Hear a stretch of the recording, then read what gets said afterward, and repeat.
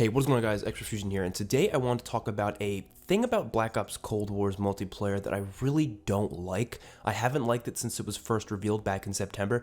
I still don't like it to this day, and it's something I've really not heard like anyone else talk about, which I think is making me feel like I have to make a video on it even more because I don't see anyone talking about this. Therefore, I don't think it's something that's gonna change. You know, there's certain things about this game that could definitely change, like the fact that the MP5 clearly needs a nerf, you know, the score streak system, lack of content, you know, stuff like that I feel like can definitely change because everyone's complaining about it. But this problem that I'm going to talk about in this video, I hear no one talking about it. Now, the thing is about this problem is that it causes a lot of other problems that people do complain about, but nobody decides to blame this specific thing, which I'll just get into it right now. That is the created class system. Nobody realizes how important the created class system is to Call of Duty games. It can make or break the game depending on how the class system is designed. It, to me, broke World War II's multiplayer, and there was a reason why I really didn't like World War II's multiplayer at launch.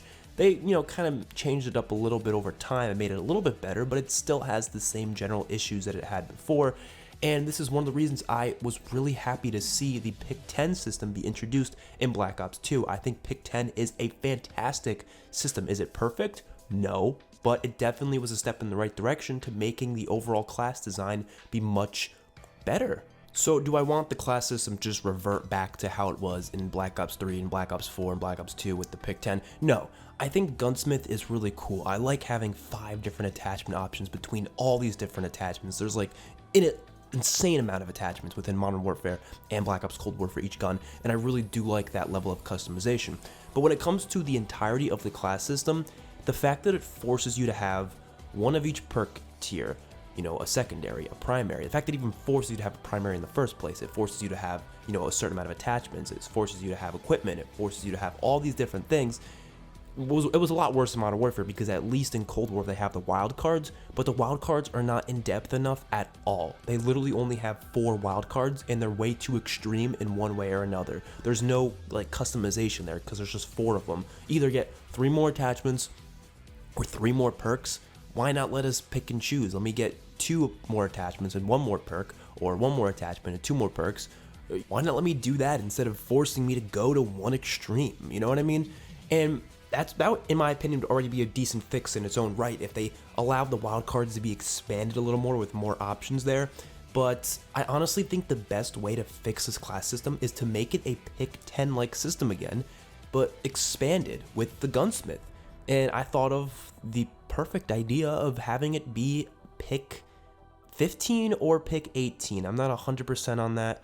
I think pick 18 makes the most sense because all you have to do is count the amount of options within the class by default. So that would be counting 1 primary gun, 8 attachments, 1 secondary, or not 8 attachments, 5 attachments. 8 attachments is the max you can get, but you don't count the max, you count the default amount.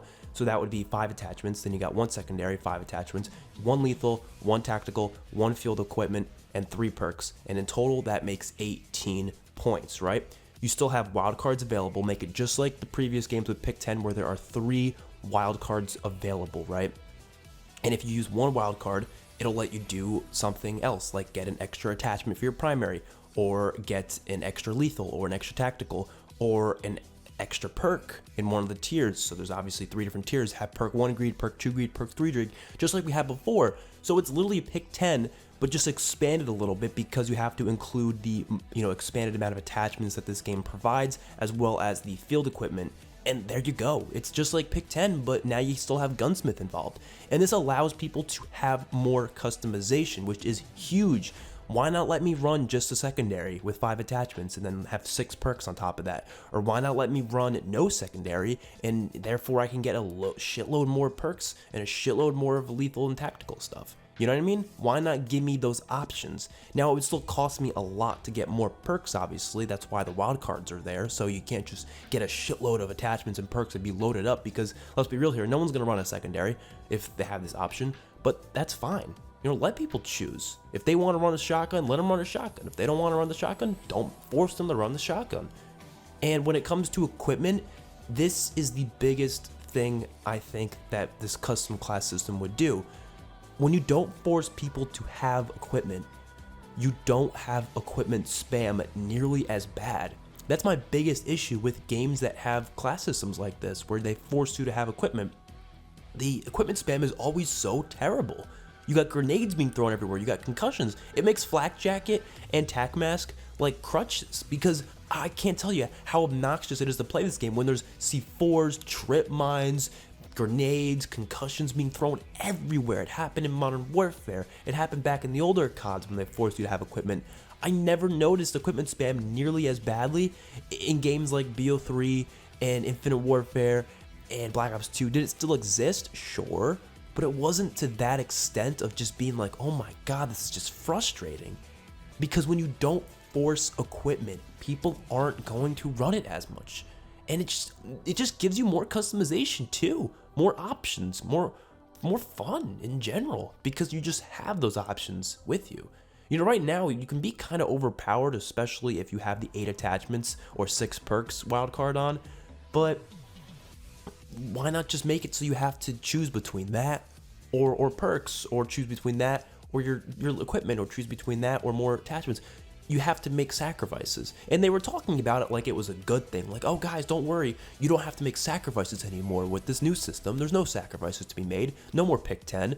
But I don't see how that's a good thing. You should have to make sacrifices. You shouldn't be this insanely overpowered person and expect to just have everything at your exposure, because then that creates spam.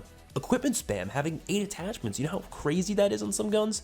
I think that's fine to have 8 attachments, but you should have to do it at a cost.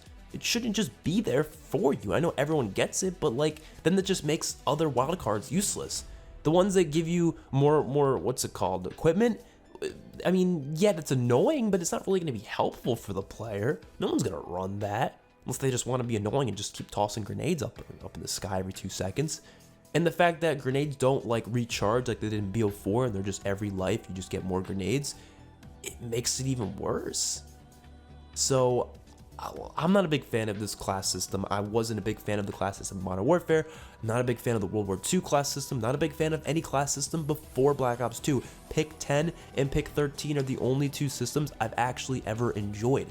Also, Ghost's class system actually was okay. I actually think they had a pretty solid system going for them.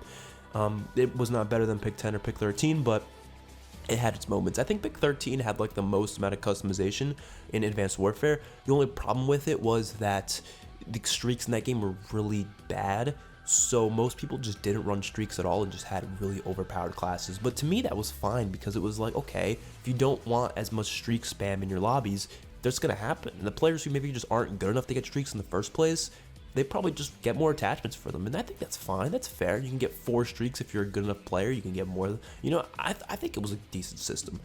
This is something I don't think will change because no one's complaining about it, but I thought I'd make a video about it anyways, just letting you guys know, and I want to hear your thoughts about it in the comment section below. So I will see you guys in the next one. Peace out.